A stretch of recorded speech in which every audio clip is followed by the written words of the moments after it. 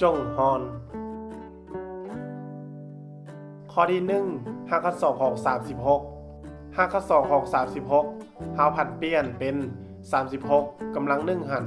2โดยอิงตามคุณลักษณะ5คัน n 36เฮาผันเปลี่ยนเป็น6คูณ6หรือเท่ากับ6กำลัง2ต่อมาอิงตามสูตรคิดไล่เลขกำลังนี้คือเฮาเอา2คูณ1หาร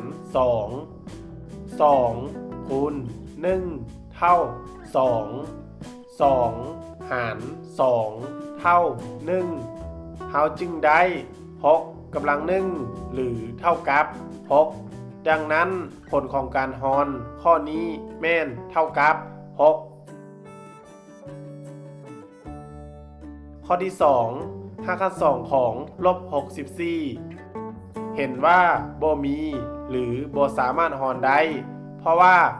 -64เป็นค่าลบ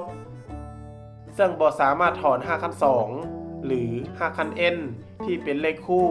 โดยอิงตามคุณลักษณะ5คัน n ข้อที่3 5 คัด2ของ81 5 คัด2ของ81เฮาผันเปลี่ยนเป็น81กำลัง1หาร2โดยอิงตามคุณลักษณะ5คัน n 81เฮาผันเปลี่ยนเป็น9คูณ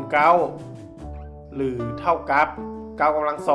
2ต่อมาเฮาอิงตามสูตรคิดไล่เลขกำลังนี้เฮาจึงได้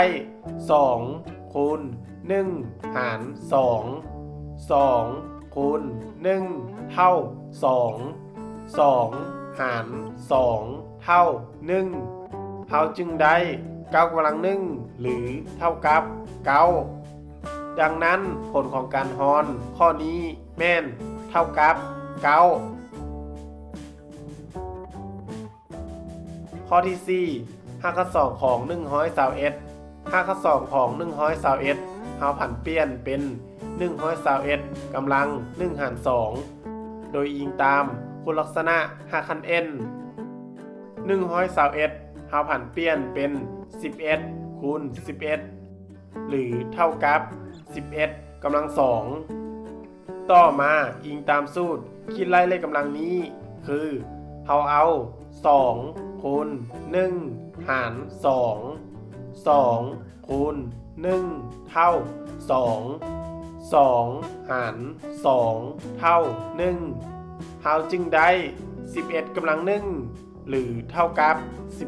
11ดังนั้นผลของการฮอนข้อนี้แม่นเท่ากับ11ถ้าคิดว่าวิดีโอนี้เป็นประโยชน์กรุณากดไลค์ กดแชร์ และกดติดตาม